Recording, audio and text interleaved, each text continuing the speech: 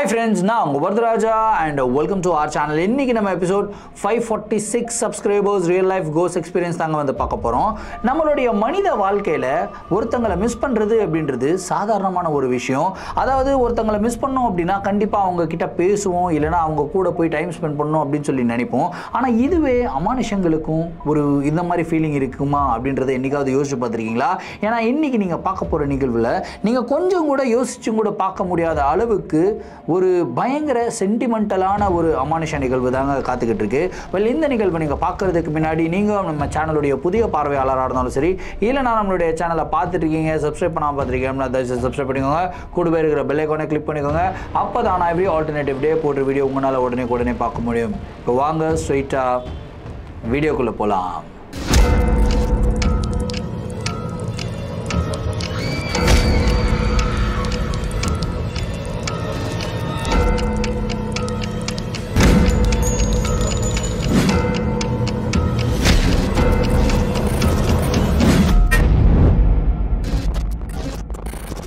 இந்த ஒரு நிகழ்வை நம்மளுக்கு சச்சின் அப்படின்ற ஒரு சப்ஸ்கிரைபர் வந்து மெயில் பண்ணி விட்டுருக்காருங்க. இந்த ஒரு அமானுஷமான நிகழ்வு அவருக்கு 8 வருடங்களுக்கு முன்னாடி நடந்ததாகவும் இந்த ஒரு நிகழ்வுடைய தாக்கத்திலிருந்து இதுவரைக்கும் அவர் வெளியே வரல அப்படின்னு வந்து சொல்லியிருக்காரு. சரி, கதையுடைய ஸ்டார்ட்லேருந்தே வர ஆரம்பிப்போமே.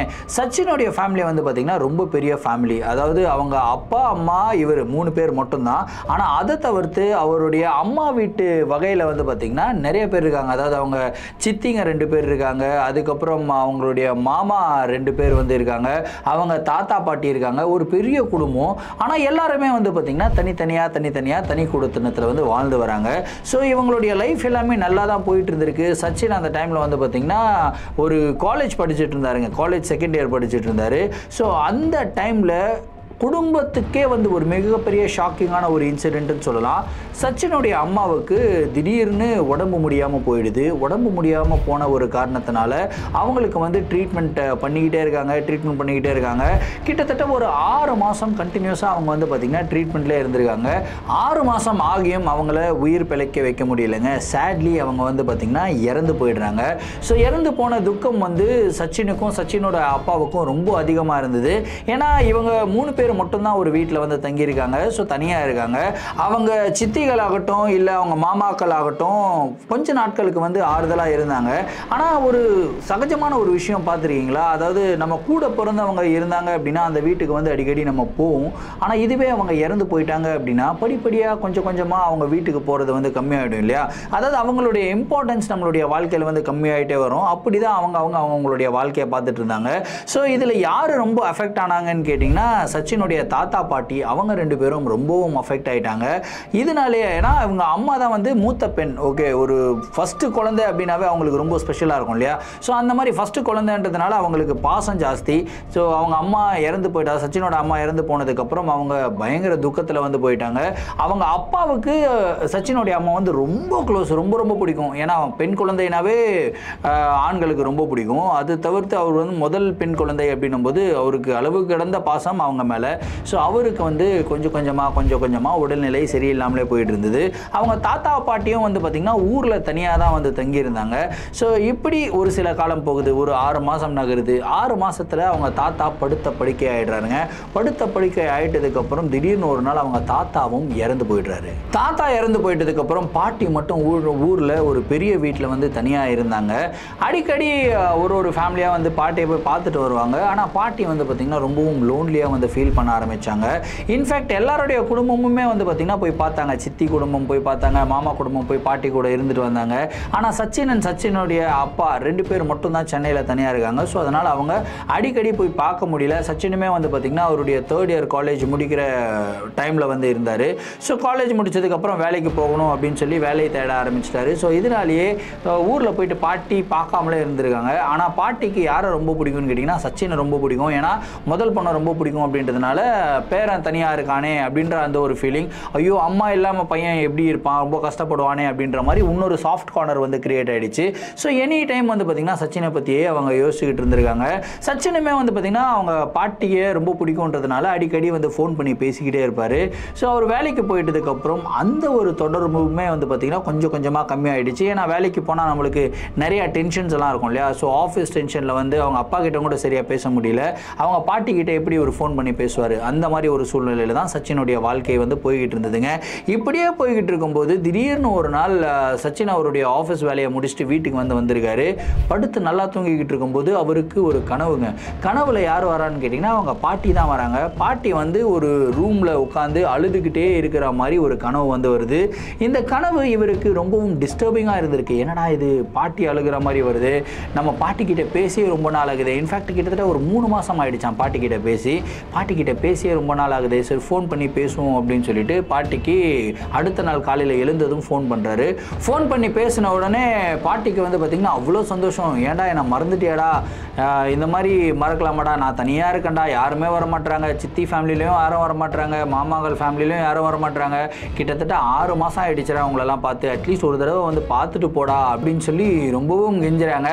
இல்லை பாட்டி நான் வரேன், ஆஃபீஸில் நிறைய வேலை இருக்குது பாட்டி, இப்போ லீவ் கொடுக்க மாட்டாங்க, நான் கண்டிப்பாக லீவ் போட்டுட்டு நெக்ஸ்ட் மந்த் உங்களை வந்து பார்க்குறேன் அப்படின்னு சொல்லிட்டு சச்சின் ஃபோனை வந்து கட் பண்ணுறாருங்க.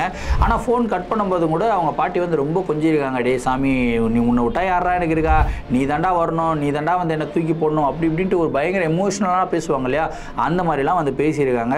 சச்சினுக்குமே அந்த பேச்சை கேட்டு வந்து பார்த்திங்கன்னா அவருமே கண் கலங்குறாரு. ஏன்னா என்னதான் ஒரு வேலைக்கு போகிற மாதிரி அவ்வளோ பெரிய பர்சனாக ஆகிட்டாலுமே அவர் வந்து பார்த்திங்கன்னா அவங்க பாட்டியை ரொம்ப பிடிக்கும். ஸோ அதனால் அவருமே வந்து பார்த்திங்கன்னா கண் கலங்கிடுறாரு. அவங்க அப்பா கிட்ட போயிட்டு வந்து பேசுகிறாரு.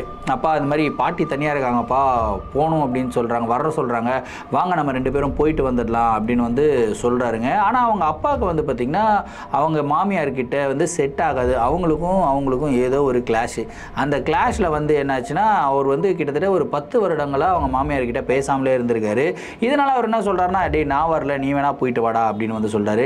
என்னப்பா நீங்கள் இப்படி இன்னும் இந்த மாதிரிலாம் பேசிக்கிட்டு இருக்கீங்க, வாங்கப்பா போகலாம்ப்பா, ஒன்றும் பிரச்சனை இல்லை, போயிட்டு வந்துடலாம்ப்பா அப்படின்னு சொல்லி சச்சின் எவ்வளவோ வந்து சமாளித்து பார்க்குறாரு. ஆனால் அவங்க அப்பா வந்து வர மாதிரி இல்லை. இப்படியே கிட்டத்தட்ட ஒரு வாரம் ஆகுதுங்க. ஒரு வாரம் கழித்து வந்து பார்த்திங்கன்னா சச்சின் அந்த பேசின விஷயத்தையே மறந்துடுறாரு. திரும்பியும் அவருடைய லைஃப்பில் வந்து ரொம்ப பிஸி ஆகிடுறாரு. ஸோ இப்படி ஒரு சைடில் போய்கிட்டு இருக்கும்போது ஒரு வாரம் கழித்து டெய்லியும் சச்சினுக்கு அவங்க பாட்டியோடைய ஞாபகம் வர ஆரம்பிக்குது. ஸோ அவங்க பாட்டிக்கு வந்து கால் பண்ணுறாரு. அவங்க வந்து ஃபோன் எடுக்கவே இல்லை. என்னடா இது ஃபோனே எடுக்க மாட்டாங்களே அப்படின்னு சொல்லிட்டு பக்கத்து வீட்டுக்காரங்க நம்பர்லாம் இருக்கும் இல்லையா, அவங்களுக்கு வந்து கால் பண்ணுறாங்க. கால் பண்ணும்போது அவங்க சொல்கிறாங்க, இல்லைப்பா அவங்க பாட்டி வந்து பார்த்தேன், காலையிலும் கூட பார்த்தேன், இப்படி நடந்து போய்கிட்டு இருந்தாங்க, அவங்க பாட்டுக்கு சைலண்ட்டாக தான் இருக்காங்க, ஒன்றும் பிரச்சனை இல்லை, நல்லா தான் இருக்காங்க அப்படின்னு சொல்லிட்டு பக்கத்து வீட்டுக்காரங்க வந்து சொல்லிடுறாங்க. சரி பாட்டி சேஃபாக தான் இருக்காங்க போல இருக்குது, ஒரு வேளை வந்து ஏன் மேலே கோவமாக இருக்கலாம், நான் வந்து ஒரு சர்ப்ரைசிங்காக ஒரு நாள் வந்து போயிட்டு அவங்கள மீட் பண்ணுறேன் அப்படின்றதெல்லாம் யோசிச்சு வச்சுட்டு இருந்தாருங்க. அன்றைக்கி இவர் வந்து ஆஃபீஸ்க்கு கிளம்பிடுறாரு. ஆஃபீஸ் முடிச்சுட்டு இவர் வந்து வீட்டுக்கு வராரு. வீட்டுக்கு வரும்போது நைட்டு வந்து ஒரு 11 மணி இருக்குங்க. வந்து சாப்பிட்டுட்டு சரி படுக்கலாம் அப்படின்னு சொல்லி போகும்போது திடீர்னு வந்து பார்த்திங்கன்னா வீட்டுடைய காலிங் பெல் வந்து அடிக்குதுங்க. யார் இந்த டைமில் வந்திருக்கிறது நம்ம வீட்டுக்கு அப்படின்னு சொல்லிட்டு போயிட்டு கதவை திறந்து பார்க்குறாரு. கதவை திறந்து பார்த்தா அவங்க பாட்டி வெளியே நின்றுக்கிட்டு இருக்காங்க. அவங்க பாட்டியை பார்த்த உடனே சச்சினுக்கு அப்படியே மலமலன்னு கண்ணீர் வருது. ஐயோ பாட்டி, என்ன பாட்டி தனியாக வந்திருக்கீங்க, சொல்லியிருக்கலாமே அப்படி இப்படின்லாம் கேட்டால், எவ்வளோ வாட்டிப்பா உனக்கு ஃபோன் பண்ணுறது, நீ எடுக்கவே மாட்டேங்கிற, நீயும் எனக்கு ஃபோன் பண்ண மாட்டேங்கிற அப்படின்னு வந்து அவங்க சொல்கிறாங்க. என்ன பாட்டி, நான் எவ்வளோ தடவை நான் உங்களுக்கு ஃபோன் பண்ண, நீங்கள் எடுக்கவே மாட்டீங்களே, நான் வீடியோ கால் கூட பண்ண பாட்டி, நீங்கள் எடுத்தால் தானே பாட்டி பேச முடியும் அப்படின்னுலாம் சொல்கிறாரு. சரிப்பா உள்ளே கூப்பிடுவியா இல்லை எங்கே எனக்கு வச்சு பேசுவியா அப்படின்னு சொல்லி பாட்டி கேட்குறாங்க. இல்லை பாட்டி வாங்க சாரி வாங்க உள்ளே வாங்க உட்காருங்கன்னு சொல்லி உள்ளே கூட்டிகிட்டு போய் உட்கார வைக்கிறாருங்க. உட்கார வச்சு கொஞ்ச நேரம் அப்படியே பேசிக்கிட்டே இருக்கும்போது அவங்க பாட்டி சொல்கிறாங்க, இல்லைப்பா எனக்கு ரொம்ப டயர்டாக இருக்குப்பா, ரூம் எங்கே இருக்குன்னு சொல்லுப்பா, அங்கே போய் படுத்துக்கிறேன் அப்படின்னு வந்து சொல்கிறாங்க. சரி பாட்டி வாங்க அப்படின்னு சொல்லி பொறுமையாக கையை பிடிச்சி கூட்டிகிட்டு போகிறாருங்க. கையை பிடிச்சி கூட்டிகிட்டு போகும்போதே ஒரு விஷயத்தை வந்து நோட்டீஸ் பண்ணுறாரு. அவங்க பாட்டியோடைய கை வந்து பயங்கர சில்லுன்னு இருக்குது. சரி வயசானவங்க இல்லையா, நைட் டைமில் வந்திருப்பாங்க, ஸோ அதனால் பாடி டெம்பரேச்சர்லாம் லோ ஆகிருக்கும் அப்படின்னு வந்து இவர் நினைக்கிறாருங்க. அப்படியே கையை பிடிச்சி மெதுவாக கூட்டிகிட்டு போகிறாரு. இன்னொரு விஷயத்தையும் நோட் பண்ணுறாரு. அவங்க பாட்டி வந்து பார்த்திங்கன்னா இவரையே வெச்ச கண்ணு வாங்காமல் பார்த்துக்கிட்டே இருக்காங்க. அதாவது ஒரு பாசமாக பார்ப்பாங்க இல்லையா, அந்த மாதிரி பாசமாக பார்த்துக்கிட்டே இருக்காங்க. அவங்க கண்ணிலிருந்து தண்ணீர் வழிஞ்சிக்கிட்டே இருக்குது. பாட்டி அழுகாதீங்க பாட்டி, ஏன் பாட்டி அழுகிறீங்க அப்படின்னு சொல்லி கண்ணீரெல்லாம் தொடச்சி விட்டுட்டு அவங்களுடைய ரூமில் கூட்டி போய் உட்கார வச்சுட்டு பாட்டி உங்களுக்கு கால் வலிக்குதா, கால் அமுத்தி விடட்டுமா அப்படின்னு சொல்லி சச்சின் கேட்குறாரு. இல்லைப்பா காலெல்லாம் தொடாதப்பா வேணாப்பா அப்படின்னு சொல்லிட்டு நான் படுத்துக்கிறேன் அப்படின்னு சொல்லி அவங்க படுத்துக்கிறாங்க. இவருமே வந்து கிளம்பி இவருடைய ரூமுக்கு போயிடுறாருங்க. ரூமுக்கு போகும்போது இவருக்கு ஒரு விதமான ஒரு ஃபீல், அதாவது ஒரு விதமான ஹெவி ஹார்ட்டட் அப்படின்னு சொல்லுவோம் இல்லையா, மனசில் ஏதோ ஒரு பாரம் இருந்து அப்படியே வாய் விட்டு கதறி அழுகணும் போல அப்படின்ற மாதிரி ஒரு ஃபீல் வந்து இருக்குது. ஆனால் இந்த ஃபீல் ஏன் திடீர்னு இப்போ வருது? இப்போ பாட்டி வந்துட்டாங்க, பாட்டிக்கிட்டையும் பேசிட்டோம், அவங்களும் இப்போ ஹாப்பியாக இருப்பாங்க, நம்ம வீட்டில் தான் இருக்காங்க அப்படின்னு சொல்லிட்டு இவர் போய் படுக்கிறாருங்க. படுத்தா இவருக்கு தூக்கமே வரல. இந்த பக்கம் அந்த பக்கம் இந்த பக்கம் அந்த பக்கம் புரண்டி புரண்டி புரண்டி புரண்டி படுகிறாரு. திடீர்னு இந்த பக்கம் திரும்பி படுக்கிறாருங்க. படுக்கும்போது ஒரு ஜன்னலுக்கு வெளியே அவங்க பாட்டி நின்றுக்கிட்டு இருக்காங்க. இவர் ஷாக்கிங்காக, பாட்டி இப்போ தான் நான் மேலே விட்டுட்டு வந்தேன், ஜன்னலுக்கு வெளியே நின்றுட்டு இருக்கீங்க, என்ன நீங்கள் வெளியே போய் நின்றுக்கிட்டு இருக்கீங்க, இருங்க நான் வரேன் அப்படின்னு சொல்லிட்டு சச்சின் எழுந்து போகிறாருங்க. எழுந்து போய் வெளியே பார்த்தா வெளியே ஜன்னலுக்கு வெளியே பாட்டி தான் நின்றுக்கிட்டு இருக்காங்க. ஏன் பாட்டி இங்கே நின்றுக்கிட்டு இருக்கீங்க, உங்கள் ரூமில் படுக்க வச்சுட்டு போனேனே அப்படின்னு சொல்லி கேட்குறாரு. இல்லைப்பா தூக்கம் வரல, உன்னை வேற பார்க்கணும் போலேயே இருந்ததுப்பா, நான் வந்து மாடியிலேருந்து உன் ரூமுக்கு தான் வந்தேன், டோர் வந்து லாக் ஆகிருந்தது, சரி உன்னை பார்க்கணும்னு தோணுச்சு, அதனால தான் ஜன்னல்லேருந்து உன்னை பார்த்துக்கிட்டு இருக்கேன் சாமி அப்படின்றாங்க. இல்லை பாட்டி நைட் டைமில் இந்த மாதிரி குளிர் காலத்தில் என் பாட்டியே வெளியே வந்து நிற்கிறீங்க வாங்க அப்படின்னு சொல்லிட்டு திரும்பியும் பாட்டியை கூட்டிகிட்டு போய் அவருடைய ரூமில் விடுறாருங்க. ரூமில் விட்டு இவர் வந்து படுக்கிறாரு. அப்புறம் படுத்த உடனே நல்லா தூங்கிடுறாரு. அடுத்த நாள் ஆஃபீஸ்க்கு போகணும். பாட்டி சாப்பிடுவாங்க, சாப்பிட்றீங்களா அப்படின்னு சொல்லி கேட்குறாரு. இல்லைப்பா எனக்கு பசிக்கலப்பா, நான் சாப்பிடல, நீ போயிட்டு வா, நான் அப்போ அப்புறமா சாப்பிட்டுக்கிறேன் அப்படின்னு வந்து சொல்கிறாங்க. ஓகே அப்படின்னு சொல்லி இவருமே ஆஃபீஸ்க்கு கிளம்பி போயிடுறாரு. அவங்க அப்பாவுமே வந்து பார்த்திங்கன்னா அவங்க மாமியார்கிட்ட பேச மாட்டார் இல்லையா, ஸோ அதனால் அவருமே பேசாமல் அவர் பாட்டு கிளம்பி போயிடுறாருங்க. ஸோ இவங்க ஆஃபீஸ் முடிச்சுட்டு இவர் வந்து ஒரு 11:30 மணிக்கு தான் வராரு சச்சின். வந்துட்டு ஃபஸ்ட்டு வந்த உடனே பாட்டி வந்து உட்காந்துக்கிட்டு இருக்காங்க. பாட்டி என்ன பாட்டி சாப்பிட்டீங்களா அப்படின்னு சொல்லி கேட்டால், இல்லைப்பா பசிக்கலப்பா, நான் அப்புறம் சாப்பிட்டுக்கிறேன், நீ போய் சாப்பிட்டுட்டு படுப்பா அப்படின்னு சொல்லி சாப்பாடு போடுறாங்க. இவருமே சாப்பிட்றாரு. சாப்பிட்டுட்டு இவர் போய் படுத்துக்கிறாருங்க. திடீர்னு ஒரு நைட்டு 12 மணி அளவு இருக்கும். 12 மணி அளவில் பாட்டியோடைய ரூமில் இருந்து அழுகிற மாதிரி ஒரு சவுண்டு வந்து சச்சினுக்கு கேட்டிருக்கு. என்னடா இது அழுகிற மாதிரி சவுண்டு கேட்குது, அதுவும் குறிப்பாக பாட்டியோடைய குரல்லையே கேட்குது அப்படின்னு சொல்லிட்டு இவர் வந்து மெதுவாக பாட்டியோட ரூமில் போயிட்டு டோரை ஓப்பன் பண்ணி பார்க்குறாரு. பாட்டி பார்த்திங்கன்னா நல்லா படுத்து தூங்கிக்கிட்டு இருக்காங்க. சரி பாட்டி தூங்கிக்கிட்டு தான் இருக்காங்க போல இருக்கே அப்படின்னு சொல்லி திரும்பியும் வந்து இவருடைய பெட்டில் வந்து உட்கார்றாரு. பெட்டில் உட்கார்ந்த உடனே திரும்பியும் அப்படியே அழுகிற மாதிரி சவுண்ட், அதுவும் குறிப்பாக பாட்டி குரல் வந்து கிளியராக கேட்குது. என்னடா இது பாட்டி அழுகிறாங்க, நான் போய் மேலே பார்த்தா நல்லா படுத்துருக்காங்க, திரும்பியும் அழுகிற மாதிரியே சவுண்டு கேட்குது, நம்ம போயிட்டு பார்ப்போம் அப்படின்னு சொல்லிட்டு சச்சின் என்ன பண்ணுறாருன்னா போகிறாருங்க. போயிட்டு பாட்டியோடைய ரூம் டோரை வந்து ஓப்பன் பண்ணுறாரு. பார்த்தா பாட்டி நல்லா படுத்து தூங்கிக்கிட்டு இருக்காங்க. சரி பக்கத்தில் போயிட்டு கொஞ்சம் நேரம் உட்காருவோம் அப்படின்னு சொல்லிட்டு பக்கத்தில் போயிட்டு உட்காராருங்க. அப்படியே பெட்டில் வந்து இப்படி கையை வச்சுருப்பாங்க, பெட்டுடைய முனையில் வந்து கையை வச்சு உட்காந்துக்கிட்டு இருக்காரு. பாட்டி வந்து பார்த்திங்கன்னா தூக்கத்திலேயே இவருடைய கையை இப்படி பிடிக்கிறாங்க. பிடிச்ச உடனே இவருக்கு ஒரு விதமான சில்னஸ்ங்க, அதாவது ஒரு ஐஸ் கட்டி, இவ்வளோ பெரிய ஐஸ் கட்டியை தூக்கி உங்கள் கை மேலே வச்சா எப்படி இருக்கும், அவ்வளோ அளவுக்கு சில்லுன்னு இருந்திருக்கு பாட்டியோடைய உடல். இதை பார்த்த உடனே இவர் வந்து பட்டுன்னு கையை எடுக்கிறாரு. இவர் கையை எடுத்த உடனே பாட்டி வந்து கண் முழிச்சு பார்க்குறாங்க. என்ன சாமி இங்கே வந்து உட்காந்துருக்க அப்படின்னு சொல்லி கேட்குறாருங்க. இல்லை பாட்டி நீ அழுகிற மாதிரியே எனக்கு சவுண்டெலாம் கேட்டுச்சு பாட்டி, அதனால தான் வந்து இங்கே வந்து உட்காந்தேன், உனக்கு எல்லாமே கரெக்டாக, ஏதாவது வேணுமா சொல்லு பாட்டி அப்படின்னுலாம் சொல்கிறாரு. இல்லைப்பா எதுவும் வேணாம்ப்பா, உன்னை பார்த்துட்டல அதுவே எனக்கு ரொம்ப சந்தோஷம்ப்பா அப்படின்னு சொல்லிட்டு இவங்க வந்து திரும்பியும் படுத்து தூங்க ஆரம்பிக்கிறாங்க. சரி வயசானவங்க ரெஸ்ட் எடுக்கட்டும் அப்படின்னு சொல்லி இவர் என்ன பண்ணுறாருன்னா விட்டுட்டு இவருடைய ரூமுக்கு வந்து போயிடுறாருங்க. இதே மாதிரி கண்டினியூஸாக ஒரு 4 நாள் நடந்துக்கிட்டே இருக்குங்க. இந்த 4 நாளில் வந்து இவருக்கு மனசில் இருக்கிற ஃபீலிங் என்னென்னா, மனசு ஃபுல்லாக வெயிட்டாக இருக்குது, பாரமாக இருக்குது, ஒரு மாதிரி அழுகிற மாதிரியே தோணுது, அழுகணும் அப்படியே வந்து அடிச்சுக்கிட்டு அழுகணும், யாராவது இறந்தாங்கன்னா அடிச்சுக்கிட்டலாம் அழுவாங்க இல்லையா, அந்த மாதிரி அழுகணும்லாம் தோணுது. ஏன் தோணுதுன்னெல்லாம் தெரியல, ஒரு விதமான ஒரு துயரம் துக்கம் எல்லாம் மனசு ஃபுல்லாக இருக்குது. என்ன பண்ணுறதுனே தெரியாமல் இவர் வந்து பார்த்திங்கன்னா முழிச்சுக்கிட்டே இருக்காரு. சரி நீங்கள் நைட்டு போய் பாட்டிக்கிட்ட மனசை விட்டு பேசுவோம் அப்படின்னு சொல்லிட்டு போகிறாருங்க. போய் பார்த்தா அவங்க பாட்டி வந்து வீட்டில் இல்லை. என்னடா இது பாட்டி வீட்டில் இல்லை, அப்பா கிட்ட கேட்குறாரு. அப்பா பாட்டி எங்கப்பா, தெரிலப்பா, அவங்க எங்கேயோ கிளம்பி போனாங்க, எங்கே போனாங்கன்னு தெரில. என்னப்பா நீ இது இல்லாமல் கேட்க மாட்டேன், எவ்வளோ வருஷம் தான் கோவத்தில் இருப்பேன்னு சொல்லி அவங்க அப்பா கிட்ட திட்டிட்டு பாட்டியோட நம்பருக்கு வந்து கால் பண்ணிக்கிட்டே இருக்காரு. பாட்டி வந்து ஃபோனே எடுக்கலை. இவருக்கு வந்து செம்ம டென்ஷன், என்ன பாட்டி ஃபோனே எடுக்க மாட்டாங்க.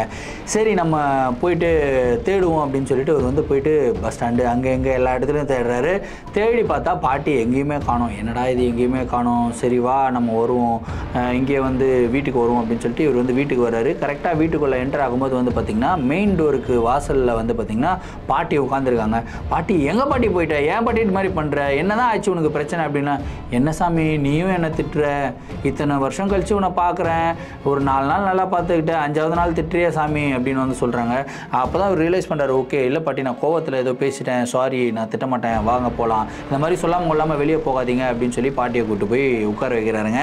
உட்கார வச்சுட்டு அதுக்கப்புறம் வந்து பாட்டி சாப்பிட்றியா பாட்டி, நீ ஒரு 5 நாள் ஆகிடுச்சு, நீ சாப்பிட்டியா இல்லையானும் தெரில, தண்ணி குடிச்சா இல்லையானும் தெரில, உடம்பெல்லாம் அப்படியே சில்லுன்னு இருக்குது, என்ன பாட்டி பிரச்சனை, உடம்புக்கு ஏதாவது வந்துட போகுது, சாப்பிடு பாட்டி அப்படின்னு வந்து சொல்கிறாங்க.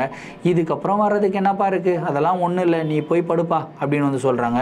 பாட்டி சாப்பிடு பாட்டி, நான் வேணா ஊட்டி விட்றேன்னு சொல்லிட்டு இட்லியெல்லாம் போட்டு எடுத்துன்னு வர்றாரு. இல்லை சாமி எனக்கு பசிக்கலை, நீ போயிட்டு படுத்துக்கோ சாமி அப்படின்னு வந்து சொல்கிறாங்க.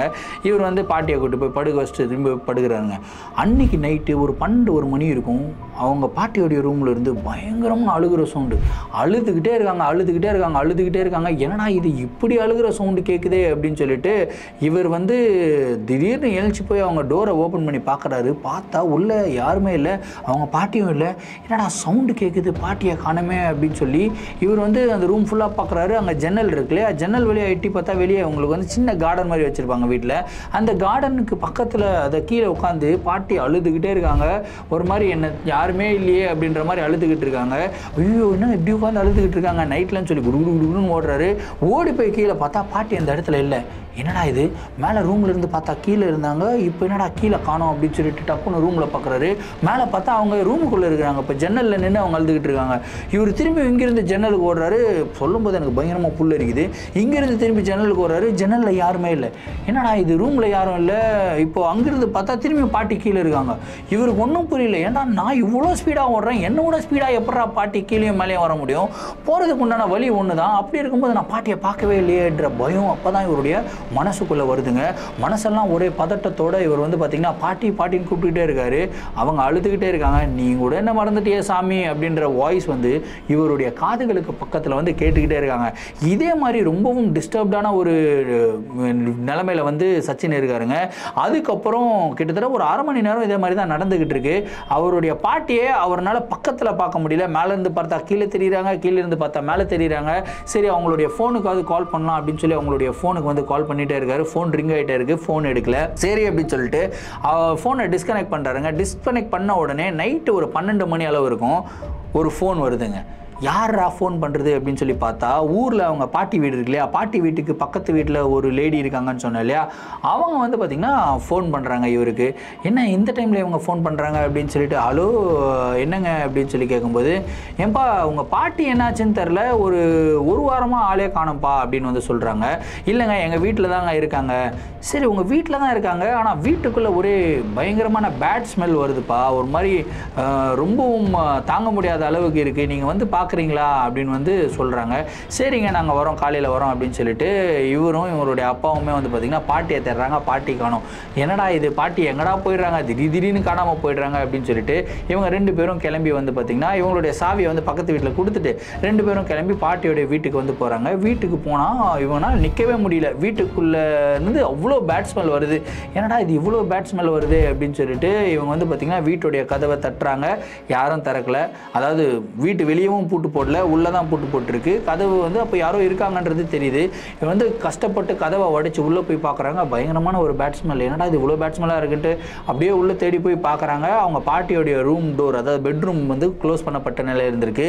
அந்த பெட்ரூமை ஓப்பன் பண்ணுறாங்க. ஓப்பன் பண்ண சச்சினுக்கு ஒரு மிகப்பெரிய ஷாக். என்னன்னு கேட்டிங்கன்னா, அவங்க பாட்டி இறந்து போன நிலையில் அவங்களுடைய உடல் வந்து பார்த்திங்கன்னா அப்படியே கீழே கிடக்குதுங்க. வாயெல்லாம் நல்லா ஓப்பன் பண்ணி கண்ணெல்லாம் பெருசாகி அந்த மாதிரி இறந்து போயிருக்காங்க. அந்த மாதிரி இந்த ஈயெல்லாம் பறக்கும் இல்லையா, அந்த மாதிரி ஈயெல்லாம் பறந்துக்கிட்டு இருக்குது. அவங்க பாட்டி இறந்து போனதில் அவங்களுடைய உடலில் இருந்தால் இந்த துர்நாற்றம் வருது அப்படின்றது இவங்க தெரிஞ்சுக்கிறாங்க. ஒரே பதறி போய் என்ன பண்ணுறாங்கன்னா இப்போ பிரேத பரிசோதனைக்கெல்லாம் அனுப்பி வைக்கிறாங்க. அதுக்கப்புறம் தான் ஒரு மிகப்பெரிய ஷாக்காக வந்து அவங்களுக்கு தெரிஞ்சுது. அந்த பிரேத பரிசோதனை ரிப்போர்ட்டில் என்ன வந்திருக்குன்னு கேட்டிங்கன்னா, இவங்க இறந்து போய் 1 வாரம் ஆயிடுச்சு அப்படின்னு சொல்லி வந்திருக்குங்க. இந்த 1 வாரம் ஆயிடுச்சு அப்படின்னு சொல்லி வந்ததுக்கப்புறம் தான் சச்சினுக்கு உண்மையே புரிஞ்சுது. அவங்க பாட்டி இவரை ரொம்ப மிஸ் பண்ணியிருக்காங்க. சாகும்போது அட்லீஸ்ட் ஒரு தடவையாவது இவரை பார்க்கணும் சாகிறதுக்கு முன்னாடி பார்க்கணும் அப்படின்னு சொல்லி நினச்சிருக்காங்க, ஆசைப்பட்டிருக்காங்க.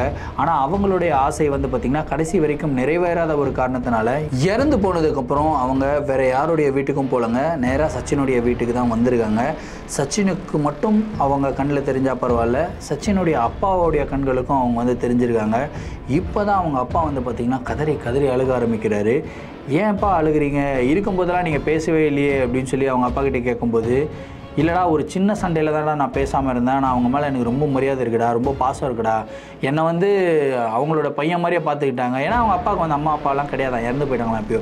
ஸோ பையன் மாதிரியே பார்த்துக்கிட்டாங்க, நல்லா தான் பார்த்துக்கிட்டாங்க. ஆனால் சின்ன ஒரு மிஸ் அண்டர்ஸ்டாண்டிங்னால பேசாமல் போயிட்டேன், கடைசி வரைக்கும் அவங்கக்கிட்ட பேசாமலே இருந்துட்டேனேடா அப்படின்னு சொல்லிட்டு அவர் வந்து பார்த்திங்கன்னா அவ்வளோ கதறி கதறி அழுதாராம். அவர் ஒரு மாதிரி மென்டலி அப்செட்டுன்ற மாதிரி போயிட்டாருங்க, அந்த மாதிரி ஒரு ஸ்டேஜுக்கு வந்து போயிட்டார். ஸோ இந்த என்டையர் நிகழ்வில் வந்து பார்த்திங்கன்னா ஒரு பயப்படுற மாதிரி சம்பவங்கள் இருக்கான்னு கேட்டிங்கன்னா கிடையாதுங்க. ஆனால் ஒரு மிகப்பெரிய லைஃப் லேர்னிங் வந்து இருக்குங்க. நம்ம தாத்தா பாட்டி ஆகட்டும் சரி, இல்லை நம்மளுக்கு தெரிஞ்சவங்க வயதானவர்கள் எல்லாம் இருப்பாங்க, நம்மளுடைய குடும்பத்திலே இருப்பாங்க, நம்ம மேலே அளவு கடந்த பாசமெல்லாம் வச்சுருப்பாங்க, அடிக்கடி நம்ம வந்து பார்க்கணுன்னு நினைப்பாங்க, ஃபோன் பண்ணி பேசணும்னு நினைப்பாங்க. எல்லாருக்குமே அவங்க லைஃப் ஸ்டைல் வந்து ரொம்ப பிஸியாக இருக்கும். ஸோ அந்த பிஸியான லைஃப் ஸ்டைலில் நம்ம என்ன பண்ணுவோம் அப்படின்னா அவங்கள வந்து மறந்துடுவோம், டோட்டலாக நெக்லெக்ட் பண்ணிவிடுவோம். இவ்வளோ வேலை இருக்கே அப்படின்னு சொல்லி நெக்லெக்ட் பண்ண காலமெல்லாம் இருக்குது. நம்மளுக்காக ஒரு ஃபோன் வந்து பார்த்திங்கன்னா எப்பயுமே நம்ம கால் வராதா அப்படின்னு சொல்லி வெயிட் பண்ணிகிட்டு இருப்பாங்க. நம்மளுடைய முகத்தை வந்து பார்க்க முடியாதா அப்படின்னு சொல்லி ஒரு கண்கள் ஏக்கத்தோட காத்துக்கிட்டு இருக்கும். இது எல்லாருடைய வாழ்க்கையிலையும் நடக்கிற ஒரு விஷயந்தான். அந்த ஏக்கத்தை கம்ப்ளீட்டாக தீர்க்க முடியுமான்னு கேட்டிங்கன்னா கம்ப்ளீட்டாக தீர்க்க முடியாது. ஆனால் at least once upon a time நீங்கள் அவங்கக்கிட்ட பேசுங்க, அவங்கள போய் பாருங்கள். ஸோ இந்த மாதிரி பார்க்கும்போது அவங்களுக்கு ஒரு மன நிம்மதி, ஒரு சந்தோஷம் கிடைக்கும் இல்லையா. ஸோ அந்த சந்தோஷத்துலேயே அவங்க வந்து நல்லாவும் வாழ்வாங்க, ஹெல்த்தியாகவும் வாழ்வாங்க.